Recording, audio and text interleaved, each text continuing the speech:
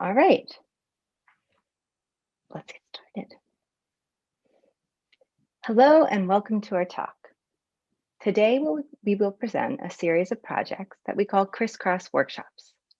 The goal of Crisscross is to prime students to move fluidly between analog and digital ways of making. But first, who are we? Polymathic design educators. Fish and I met at the Dynamic Media Institute, MassArt's graduate communication design program, and we share a background as studio artists. We collaborate on projects, courses, curatorial work, drawings, presentations like this one, and more.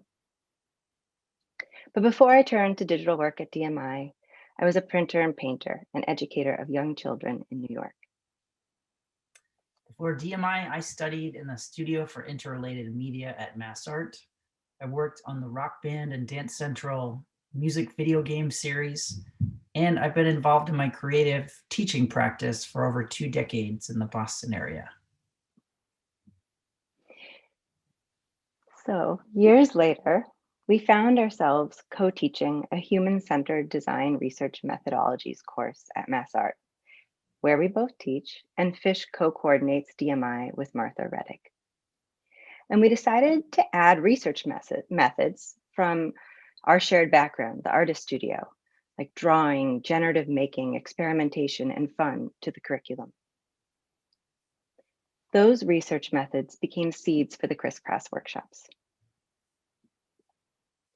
This allowed us to address a curriculum-specific challenge we had observed after years of working as educators.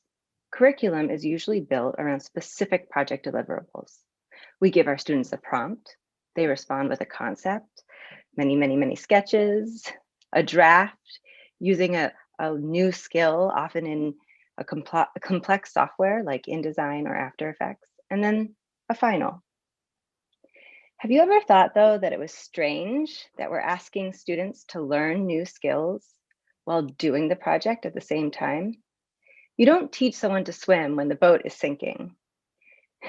You don't take public speaking when you are learning to talk. Students need practice first. Why not build that into the curriculum? So the Crisscross model does just this. It's a teaching approach that uses skill-based, in-class only, and fun satellite exercises that crisscross between analog and digital making. This is our framework. We use the concept of sidestepping, working on in-class exercises outside of the main project to build creative confidence. These exercises always involve hands-on skills to engage students' minds.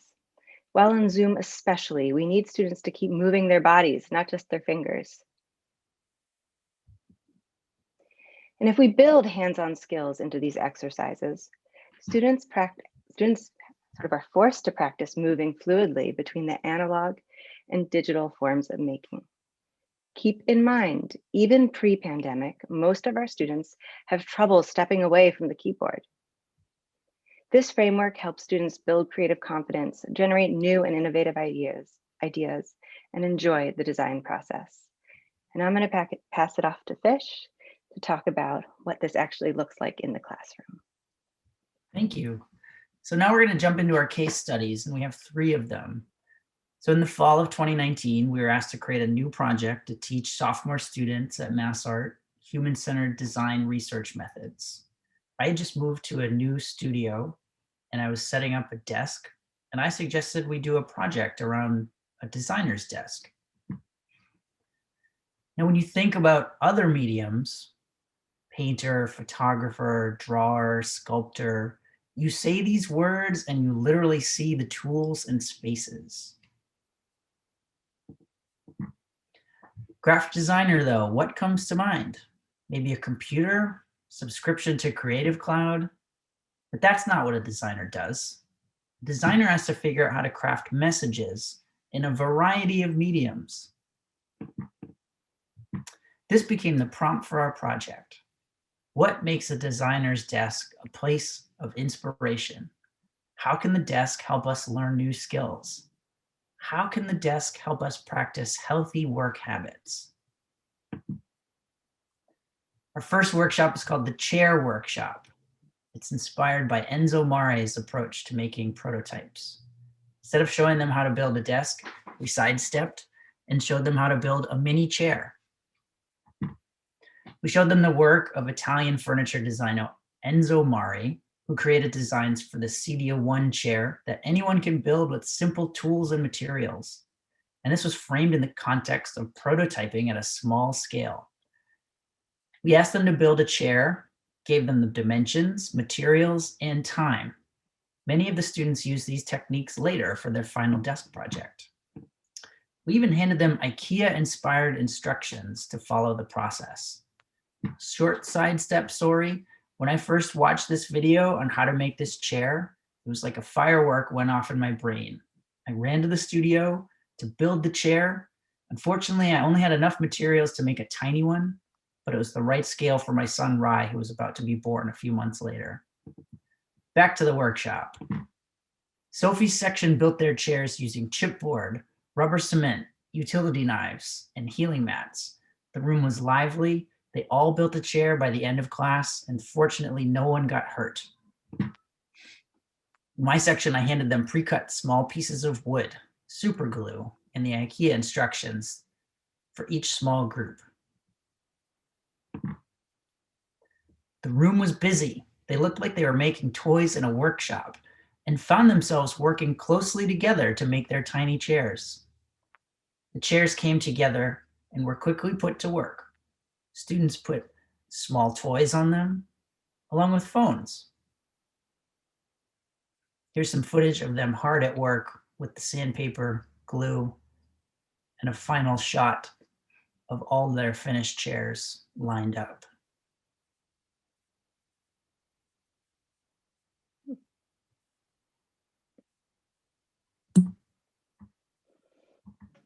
So how did this translate to remote learning?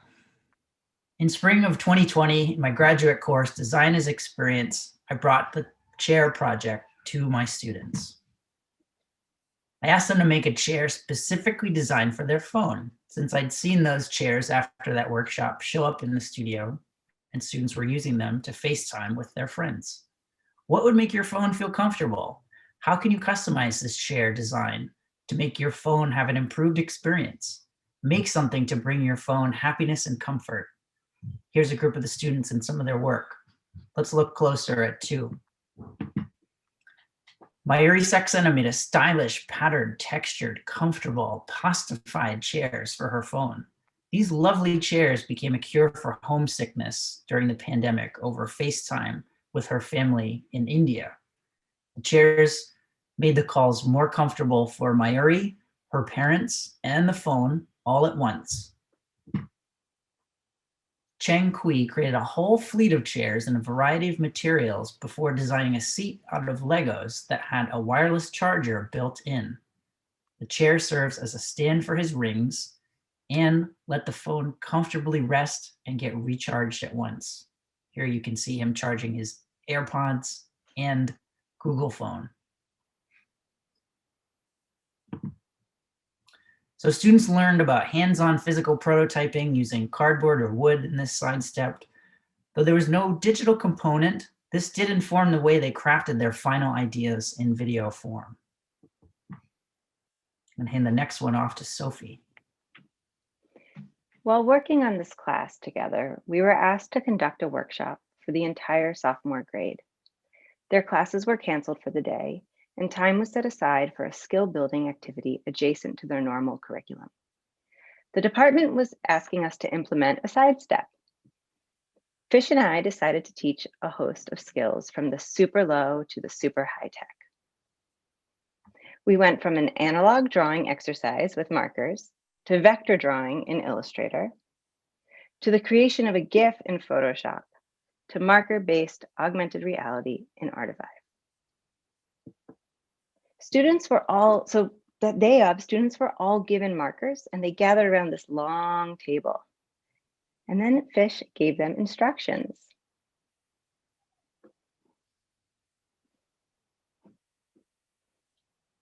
Here I'm telling them to draw, rotate, and repeat. Fish would ask us to draw circles, squares, and triangles, and after each shape, we would rotate along the table and draw on top of someone else's shapes. This resulted in a lot of compound shapes. After those compound shapes were complete, students were given prompts to transform them into animals and bugs. When they were finished, they were asked to cut out their drawings and hang them on the wall. And then after a brief break, they had to pick one. With over 60 students making about 500 drawings, most likely the drawing they walked away with was not one that they had worked on. Nevertheless, we took the drawing to the computer lab, opened up Illustrator, and taught the students how to illustrate with vector shapes. Then we took those vector shapes into Photoshop to create a GIF.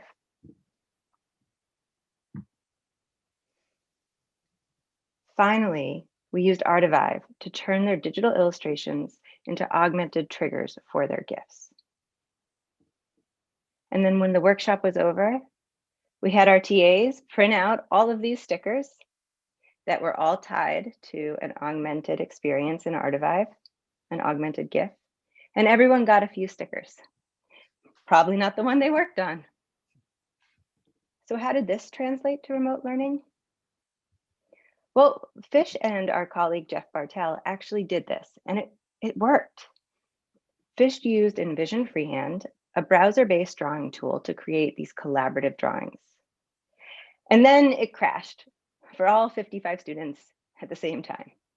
Lots of hot computers. So it wasn't as much fun, it wasn't seamless, but it did translate, and the results are quite beautiful. I didn't want to do marker-based AR remotely, so I did a face filter project in my classes.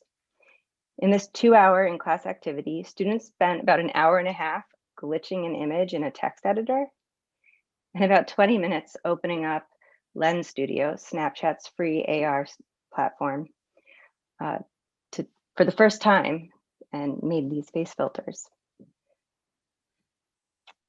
So in this side step, we created a theatrical drawing funhouse for students in order to teach them a range of these skills.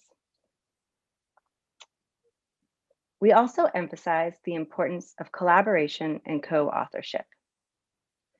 We want our students to see that beautiful work and innovative ideas can come from working together. Now Fish will talk about the birthday. Our final case study is called The Birthday Party. So to conclude the last Crisscross workshop we did, we wanted to teach students how to make short videos and document their desks. We were inspired by the book, How to Shoot Video That Doesn't Suck. So we decided to throw a birthday party. This meant a lot of prep.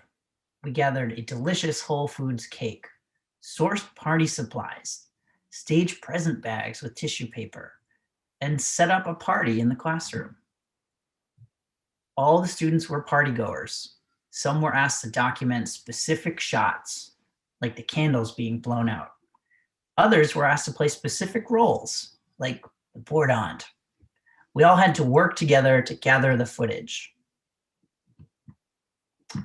While the students ate the cake, we collected all the footage.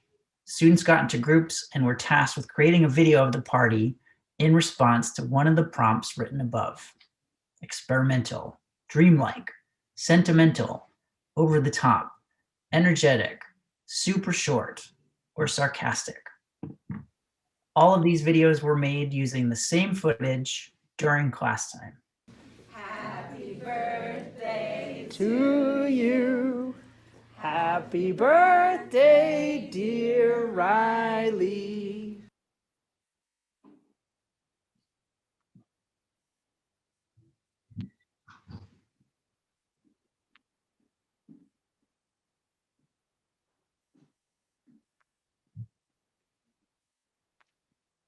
I'm some peace tonight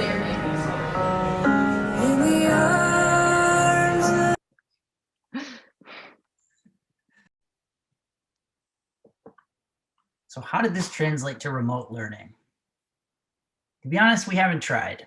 A party without cake isn't much of a party, but there are some fun things we can do with learning online. Zoom backgrounds, for instance, have added levity to all of this. Here I am in the spring of 2020 in front of Drake's Take Care album, grieving with my students about the adjustment to online learning. My students created impromptu recursive backgrounds in real time. They shared with me that when class became casual and veered into a space for making, they felt a sense of creative community. So leaving space for unexpected making, like recursive Zoom backgrounds, has been as close to the birthday party that I have experienced. The smile's by far the biggest when there's cause for celebration over Zoom. Here we are at the end of spring 2020 semester, looking downright euphoric. All the cameras are on.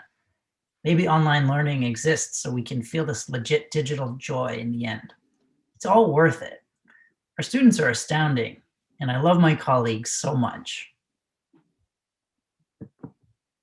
In the birthday party sidestep, we threw a party, hands-on, cake in mouth, presents at the table party.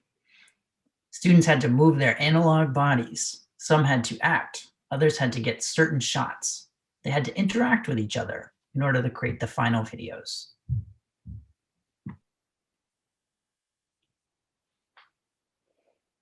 So to wrap up, the key ingredients of these Crisscross workshops are fun, drawing, idea generation, and the crisscross, obviously. But they also engage students to think of collaboration and co-authorship as part of being a human-focused designer. Through the collaboration in these activities, the students learn that who they design for can and need to be part of the design process. To borrow the popular slogan of disability activists, nothing about us without us. Here are some examples of their final desks. Here we have a designer's desk for Terry by Emma and Mao, all handmade using the techniques we learned in class. We have nap pods by Jean-Paul O'Neill Santiago, Lauren Epler, and Hannah Williams, a space just for taking a nap in between working at your desk.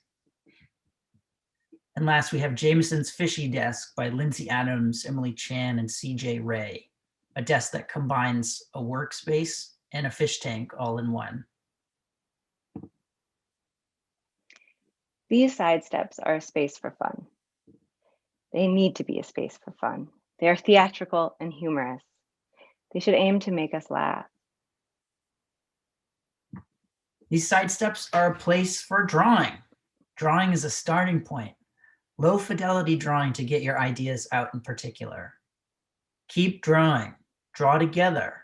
Draw people towards you. Draw in real life.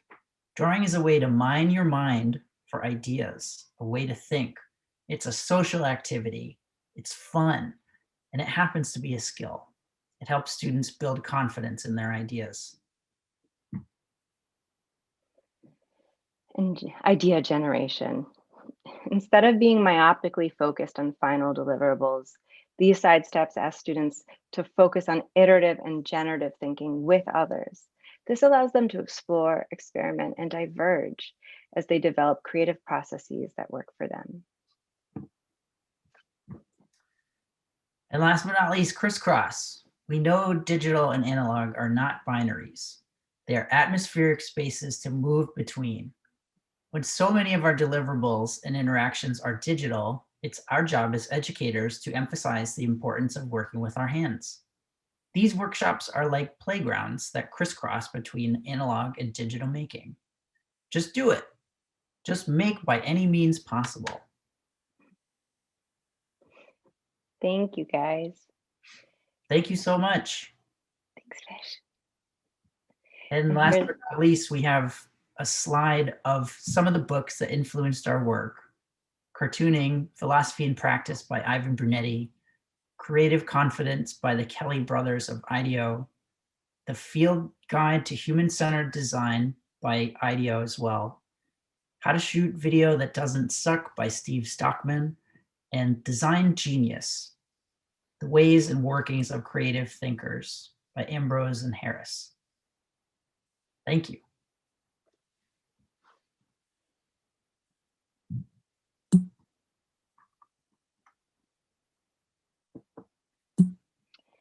Well, I'm sorry about the birthday videos.